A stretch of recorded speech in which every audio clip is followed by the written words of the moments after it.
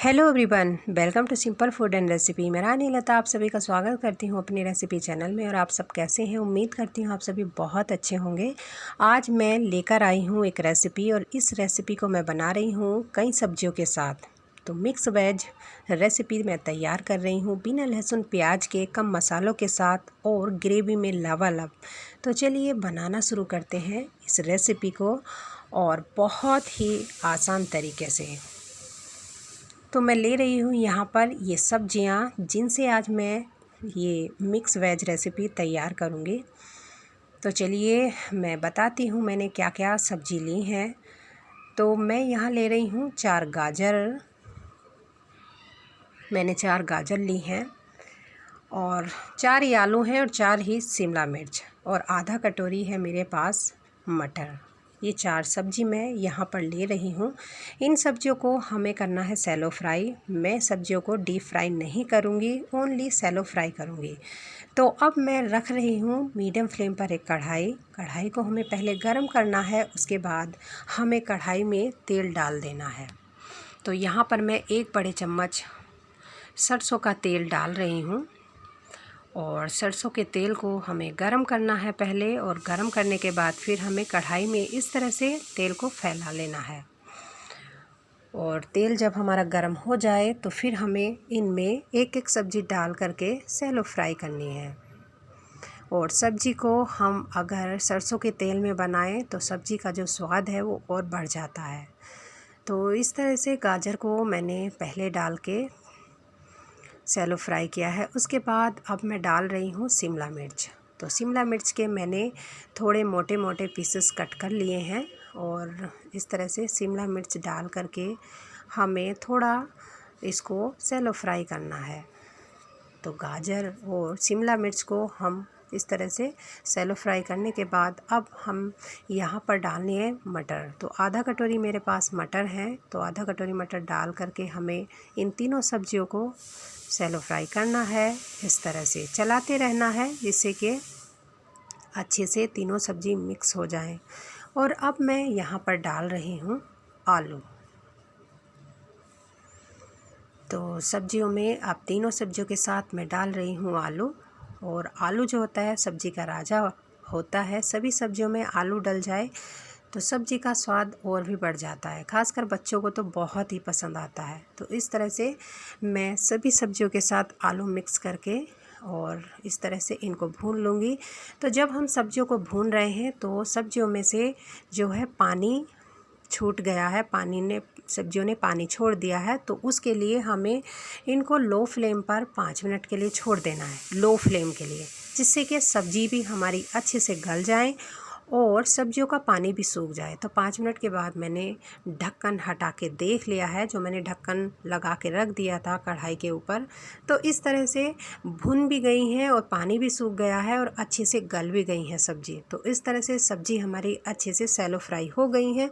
तो इन सब्जियों को मैं निकाल लूँगी एक प्लेट में।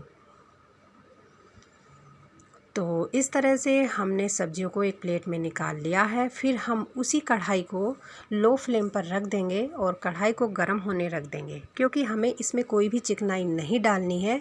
और फिर हमें इस कढ़ाई में हल्की चिकनाई के साथ कुछ खड़े मसाले डाल करके टमाटर को फ्राई करना है। तो मैं ले रही हूँ यहाँ पर 1 बड़ी हरी मिर्च, 1 सूखी लाल मिर्च, और 1 छोटा सा दालचीनी का टुकड़ा, और 4 काली मिर्च, 2 हरी इलायची, 1 तेज पत्ता। तो गर्मी का मौसम है इसलिए मैंने यहाँ पर गरम खड़े मसाले कम ही डाले हैं। मात्रा भी मैंने मसालों की कम ही रखी है।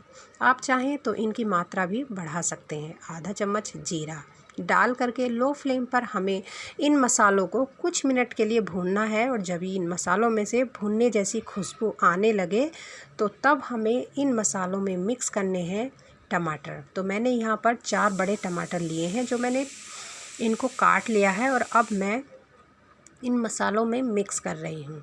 तो इस तरह से मसालों में मिक्स कर लेना है। और फिर हमें इस टमाटरों को सॉफ्ट बनाने के लिए डालना है नमक। तो नमक हल्का डालना है, तेज़ नमक नहीं डालना है। तो हल्का सा नमक डाल करके इन मसालों को इन टमाटर को हमें सॉफ्ट बनाना है मसालों के साथ।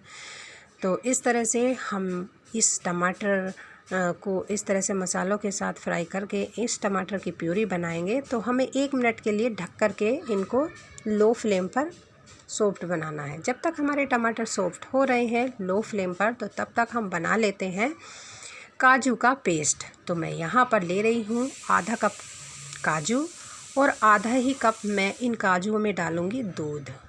तो दूध से मैं बना लूँगी ये काजू का पेस्ट।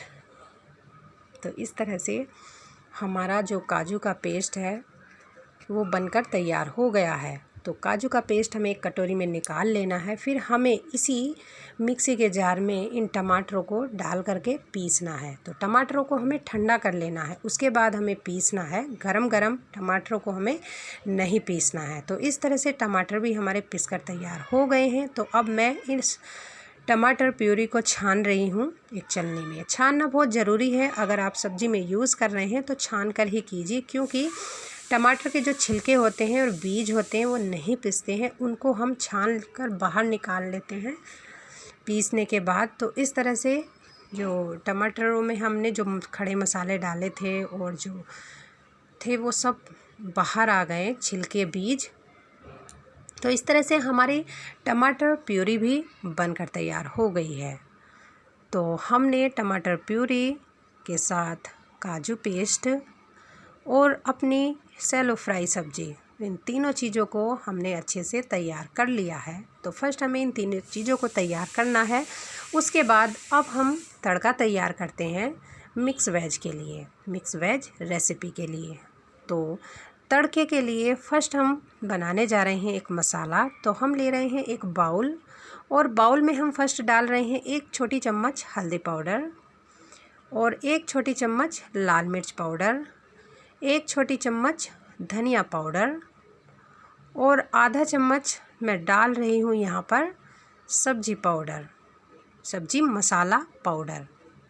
सब्जी मसाला पाउडर, आप सब्जी मसाला पाउडर की जगह या तो आप पनीर मसाला भी ले सकते हैं या फिर दूसरा मसाला टेस्ट के लिए। और इन सभी मसालों को हमें पानी में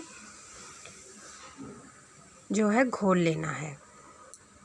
और जब मसाले अच्छे से घुल जाएंगे तो फिर हमें एक तड़का तैयार करना है। तो मीडियम फ्लेम पर हम रख रहे हैं कढ़ाई। कढ़ाई में डाल रहे हैं 1 छोटी चम्मच तेल, सरसों का तेल है। और तेल को हमें गरम करना है और फैला लेना है अपनी कढ़ाई में तेल को इस तरह से। तो तेल हमारा गरम हो चुका है और अब हम इस कढ़ाई में डाल रहे हैं आधा चम्मच जीरा और 1 पिंच हींग। बस 2 ही चीज़ें हम डालेंगे। तो 2 चीज़ें डाल करके हमें इनको भून लेना है, हल्का सा ही हमें भूनना है। फिर हमने जो मसाले तैयार किए हैं, एक घोल बना कर के मसालों का, उन्हें डाल देना है तड़के में। थोड़ा चला कर भून लेना है। उसके बाद हमें डालना है ये काजू का पेस्ट। तो काजू का पेस्ट हमें जब डालना है तो फ्लेम को लो कर देना है और लगातार हमें चलाते रहना है, नहीं तो हमारा जो काजू का पेस्ट है वो कढ़ाई में चिपक जाएगा, लग जाएगा। तो चलाते रहना है। उसके बाद जब काजू का पेस्ट अच्छे से भुन जाए तो हमें डालना है ये टमाटर प्यूरी। तो इस तरह से लो फ्लेम पर ही हमें ये सब प्रोसेस करना है, नहीं तो काजू पेस्ट और टमाटर प्यूरी अच्छे से नहीं मिल पाएंगी। तो इस तरह से धीरे धीरे चलाते हुए हमें सभी चीज़ों को मिक्स करना है इस तरह से। तो ये सभी चीज़ें मिक्स हो गई हैं। तो अब मैं यहाँ पर डाल रही हूँ स्वाद के अनुसार नमक। स्वाद के अनुसार नमक डालने के बाद हमें चला लेना है और छोड़ देना है फिर हमें 2 मिनट के लिए, तब तक जब तक कि हमारी जो ये प्यूरी है वो पकनी शुरू ना हो जाए और एक ग्रेवी ना बन जाए। तो इस तरह से हमारी जो ये प्यूरी है पकनी शुरू हो गई है और धीरे धीरे ग्रेवी बननी शुरू हो गई है। तो जब हमारी प्यूरी ग्रेवी बन जाएगी इस तरह से गाढ़ी, तो तब हमें ये सैलो फ्राई सब्ज़ी जो हमने भून करके रखी है उसको हमें इस ग्रेवी में मिक्स कर देना है। फ्लेम को लो कर लेना है और इस तरह से हमें मिक्स कर लेना है। तो हमें फ्लेम को अब लो रखना है, अब हमें मीडियम भी नहीं रखना है। लो फ्लेम पर हमें जो है इन सब्जियों को इस ग्रेवी में मिक्स करना है और पकाना है, जिससे कि जो ग्रेवी है वो सब्जी में अच्छे से मिक्स हो जाए और हमारी जो सब्जी है वो बनकर बहुत ही टेस्टी बने। तो लो फ्लेम पर मैंने 5 मिनट के लिए छोड़ दिया है सब्जी को और ढक दिया है, जिससे कि हमारी सब्जी अच्छे से बनकर तैयार हो जाए। तो मैं 5 मिनट के बाद देख रही हूँ हमारी सब्ज़ी इस तरह से पककर तैयार हुई है। तो अब मैं इस सब्ज़ी को चलाकर देख रही हूँ कि हमारी जो सब्ज़ी है वो किस तरह से बनकर तैयार हुई है। तो इस तरह से सभी प्यूरी जो थी वो सब्जियों में अच्छे से मिक्स हो गई है और इस तरह से हमारी सब्ज़ी बनकर तैयार हुई है। तो हमारी मिक्स सब्ज़ी इस तरह से बनकर तैयार हुई है और हमें इसको चलाते हुए फ्लेम को बंद कर देना है और रख देना है रेस्ट के लिए 5 मिनट के लिए। और 5 मिनट के बाद फिर हमें इस सब्ज़ी को सर्व करना है एक प्लेट में।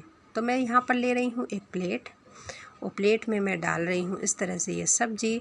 तो आप देख रहे हैं इस तरह से हमारी सब्ज़ी बनकर तैयार हुई है।